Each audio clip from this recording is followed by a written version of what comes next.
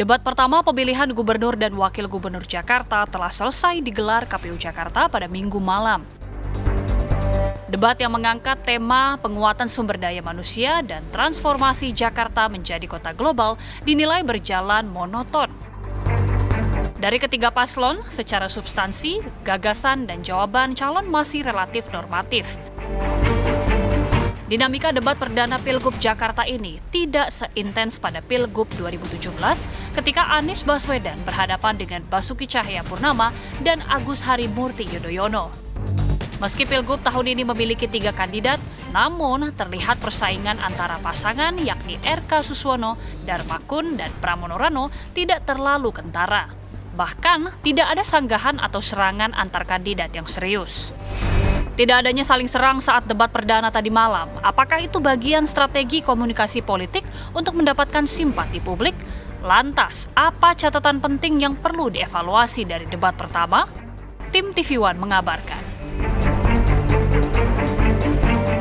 Ada yang gagal pantun, ada yang mengungkit pandemi COVID-19, ada juga yang menjanjikan digelarnya Benyamin S. Award. Itulah warna-warni debat Cagup dan juga Cawagup Jakarta yang berlangsung semalam.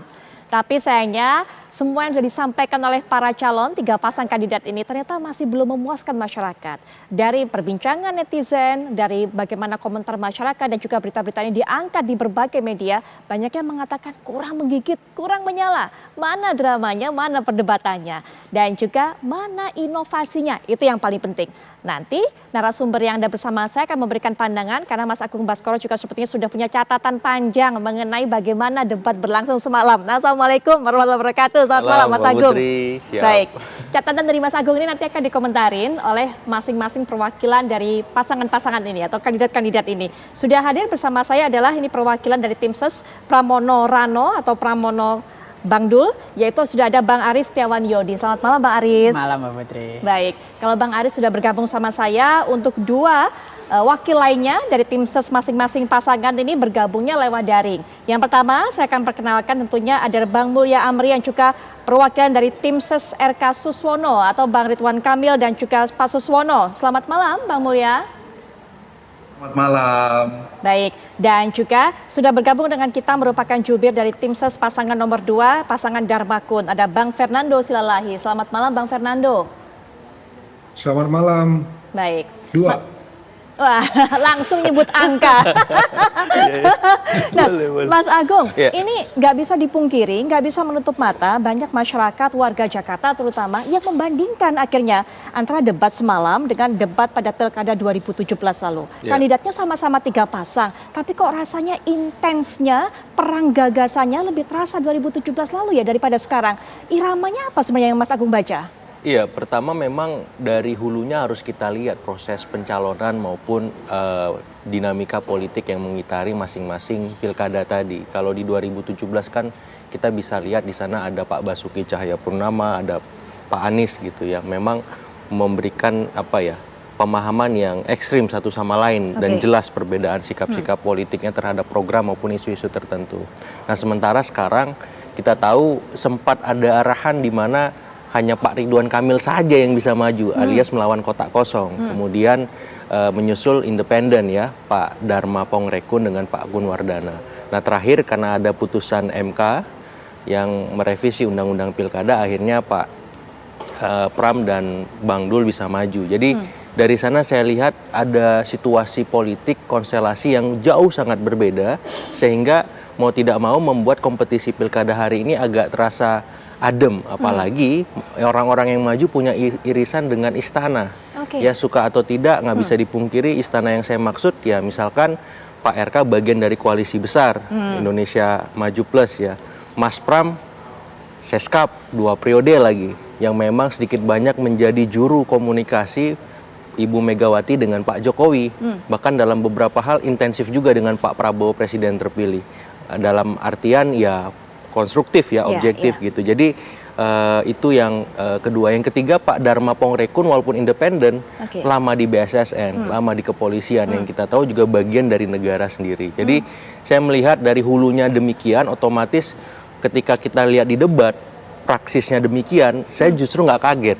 Kenapa? Karena memang hulunya desainnya dari awal mengkondisikan bahwa ya ini baiknya riang gembira, happy, tenang, damai gitu. Dalam artian ya bagus, tapi kalau bisa namanya debat ya kita berbeda pandangan sah-sah saja, wajar seperti Kalau itu. itu tujuannya damai, riang gembira dan sebagainya, Ya. tapi kemudian masyarakat banyak mendapatkan gizi yang cukup nggak mengenai apa Ya. yang disampaikan oleh para calon ini kemarin, atau masyarakat jadinya ini kok kayaknya seragam semua Betul, ya, betul. nggak ada inovasi atau gebrakan yang baru ya, jangan-jangan seperti itu juga. Ya, Mas jadi Teguh? selain benchmark Pilkada 2017, memori publik Jakarta mungkin sedikit banyak akan teriris dengan Pilpres 2024 kemarin perdebatannya yang sangat tajam, 5 kali, menukik tiap sesi seperti itu.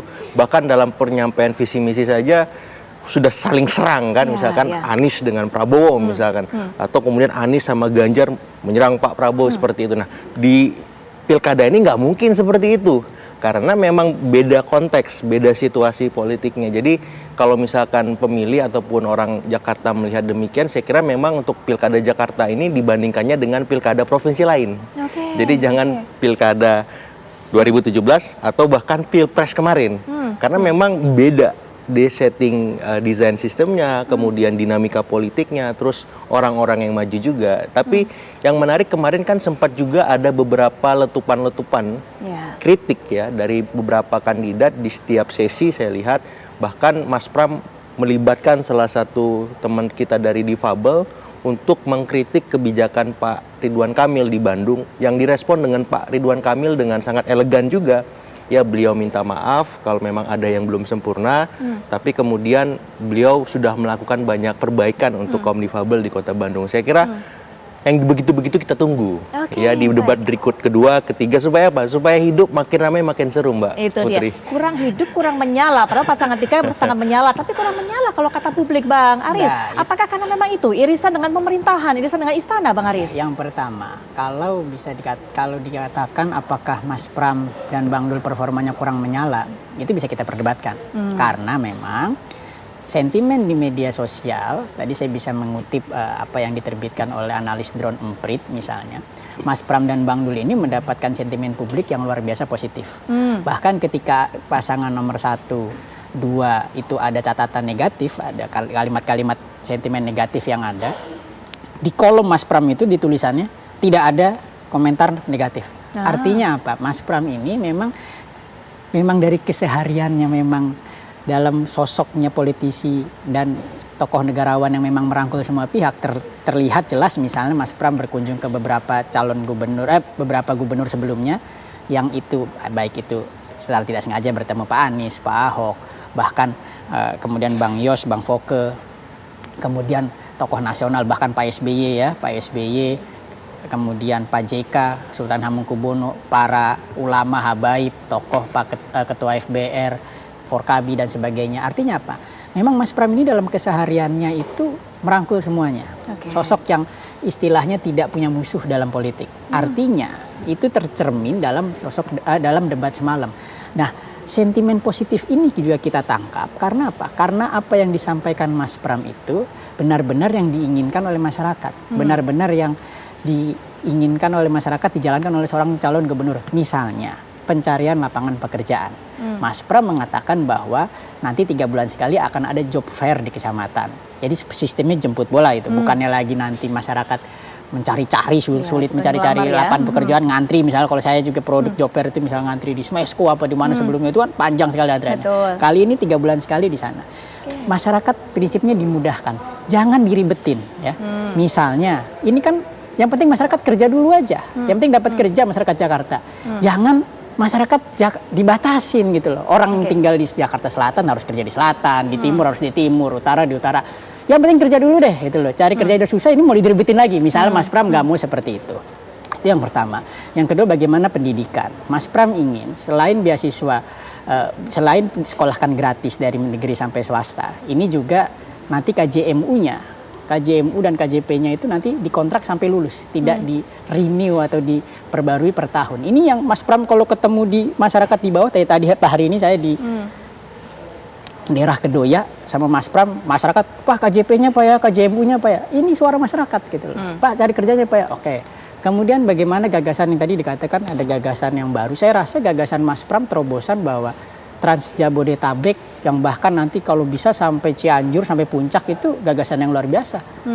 Mbak, jangankan hari kerja, hari libur aja di Puncak itu macet, Mbak, gitu loh. Orang pengen sana. Jadi oke, kalau bisa dari Jakarta sampai ke sana gitu, warga Jakarta healing ke sana pakai kendaraan umum kan bisa nggak macet gitu loh. Minimal mengurangi kendaraan pribadi ada di jalan raya gitu loh. Nah, ini hal-hal yang saya pikir ini terobosan. Karena apa? Sebenarnya warga Jakarta itu mau loh menggunakan transportasi umum.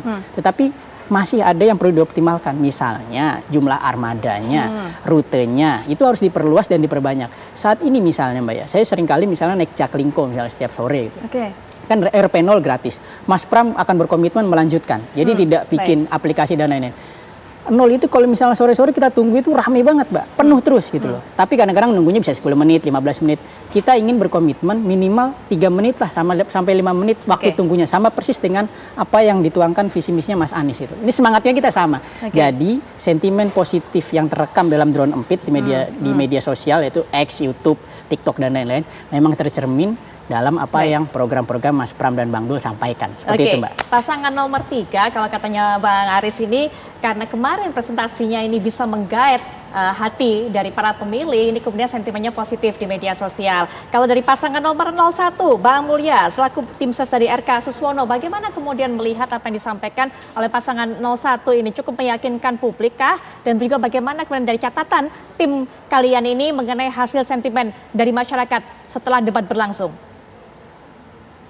Terima kasih Mbak. Alhamdulillah kami cukup senang dengan proses debat yang kemarin berlangsung. Menurut kami juga Bang Ridwan, Mas Suswono menyampaikan materi-materinya dengan baik dan kami senang sekali bahwa beberapa nilai-nilai yang disampaikan itu adalah nilai-nilai yang dekat dengan values ya. Nilai-nilai kekeluargaan disampaikan tentang pesan dari ibu, tentunya ini merupakan amanat yang dipercaya oleh masyarakat, merupakan amanat seorang ibu, itu adalah amanat yang perlu didengar karena doa ibu itu adalah doa yang mujarab gitu ya, bahwa kekuasaan itu pada sifatnya hanya sementara, bahwa yang penting kita harus adil, mendahulukan kaum duafa, bahwa kemudian tadi disebutkan tidak ada inovasi. Sebetulnya dari Ridwan Kamil banyak sekali inovasi sekolah perempuan. Jadi untuk pemberdayaan perempuan itu ada sekolah perempuan, ada program kepemimpinan untuk perempuan di sana, menjamin ruang-ruang yang aman, ruang-ruang bagi perempuan untuk maju dan menjadi pemimpin. Jadi sekolah skill, bukan hanya skill tapi juga sekolah kepemimpinan untuk perempuan.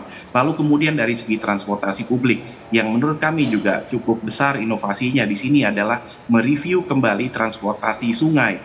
Ini kalau kita lihat bahkan di kota-kota besar di Asia Tenggara saja seperti di Bangkok, seperti di Malaysia, itu sungai itu adalah sebuah ruang yang publik yang terbuka dan bisa dinikmati oleh masyarakat kota itu sendiri. Dan yang juga cukup merupakan inovasi adalah mengurangi pergerakan.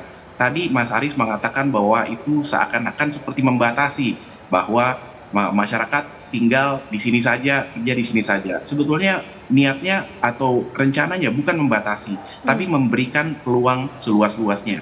Bahwa ketika saya tinggal di tempat A, akan tersedia lapangan pekerjaan tidak jauh dari tempat saya. Atau bisa juga dibalik, saya bekerja di tempat B, nah, di situ akan tersedia banyak hunian bagi saya untuk tinggal di sana. Sehingga terbuka kesempatan bagi saya untuk tinggal tidak jauh dari tempat kerja saya. Menurut saya itu merupakan inovasi dan kami sendiri sebetulnya bersyukur bahwa pilkada yang sekarang tahun 2024 ini adalah pilkada yang lebih riang gembira. Kalau kita tanyakan lagi, masing-masing dari kita sendiri, tanyakan kepada masyarakat Jakarta, apakah kita mau pilkada seperti tahun 2017 lagi yang sangat tegang, lalu kemudian antar keluarga mengalami ada ketegangan gitu ya di antara kita sendiri, kita saling curiga sama tangga, sama keluarga, sama teman SMA. Jadi kalau kami melihat kampanye yang riang gembira, yang kita bertarung ide, dan bagi kami tidak apa-apa mencontek ide yang dibawakan oleh Ridwan Kamil dan Suswono juga banyak kemudian diadopsi oleh pasangan-pasangan dari 02 dan 03 Dan itu menurut kami adalah sebuah kebanggaan ketika Baik. ide-ide dari kami kemudian Ya. diadopsi. Bahwa Oke. tujuan kita adalah untuk Jakarta yang baru dan Jakarta yang maju. Artinya nggak ada sanggahan, nggak apa-apa ya Bang ya, saling mengaminkan program satu sama lain begitu Bang? Kalau memang bagus, itu akan kita aminkan. Itu sejalan dengan argumentasi yang selama ini kita angkat. Bahwa itu program yang pertama kali dicanangkan oleh Pak Anies, kalau memang bagus, kita akan lanjutkan. Kalau perlu, namanya tidak perlu diganti. Demikian juga, kalau itu program yang dimulai dari Pak Ahok, kalau misalnya bagus, itu kita teruskan. Jadi memang di sini ada keridoan, tidak harus memberikan cap khusus, mengambil mengambil momen, mengambil kesempatan untuk memberikan branding sendiri. Kalau memang itu program bagus, kita ridho, kita akan lanjutkan. Tidak harus diubah. Masuk namanya. itu kata Kita ridho, berikan Mas Agung. apresiasi kepada Oke, ridho. Bang Mulya. Betul, Nah, betul sekali. Oke, berikutnya juga ini Bang Fernando, saya juga punya data mengenai hasil debat semalam. Ini data dari Binokular Media Monitoring. Jadi apa yang menjadi pembahasan media, baik itu media konvensional maupun media sosial, dari apa yang disampaikan oleh 3 pasang kandidat semalam. Kalau pasangan 1 dan 3 ini kemudian yang menjadi tren, menjadi pembahasan utama yang diangkat di media-media adalah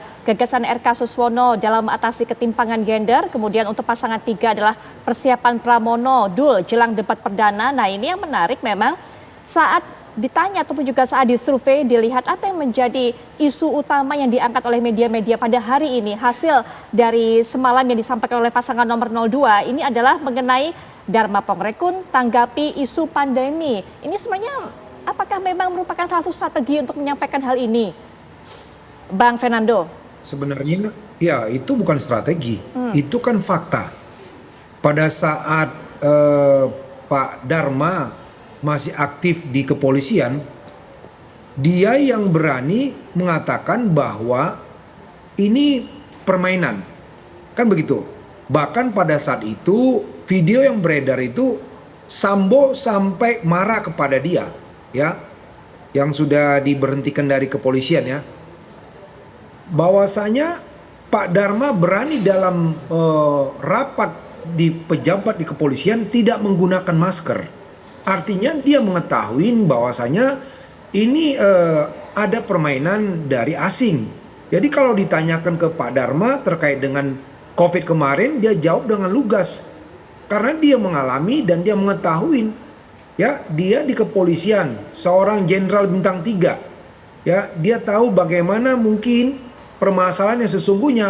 Makanya dia bilang, jangan pandemi ini dibuat jadi permainan. Jangan kita dikontrol oleh asing. Itu loh, dia mau menyampaikan begitu. Jadi saya berpendapat Pak Dharma dengan lugas dan tegas dalam debat kemarin yang berani mengatakan bahwasanya kita jangan mau dikontrol oleh asing. Ya, saya melihat dalam debat kemarin hanya pasangan nomor urut 2 yang berani dengan tegas. Bukan berarti kita tidak mengaminkan misalnya ada program-program dari pasangan nomor urut 1 dan 3. Tapi dalam debat kemarin hanya Pak Dharma yang saya lihat berani ya. Bukan berarti karena saya juru bicaranya, tapi saya mendengar dan menanyakan kepada masyarakat di Jakarta yang mana saya juga belusukan pada hari ini ya. Mereka bilang Pak Dharma berani. Ya, kami mendukung calon gubernur yang berani. Yang berani bersikap kalau misalnya hal ini bertentangan. Karena apa?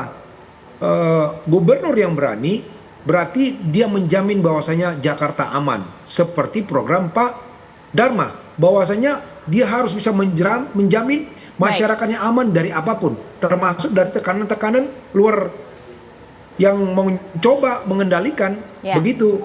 Mbak Putri Viola. Baik, Mas Agung nanti bisa diberikan tanggapan bagaimana kemudian keyakinan dari masing-masing tim ses ini atas apa yang disampaikan oleh kandidat masing-masing yang memang didukungnya dan seberapa inovatif ini ide-ide gagasan yang mereka sampaikan semalam termasuk juga ide ataupun juga solusi untuk bisa mengatasi kemacetan di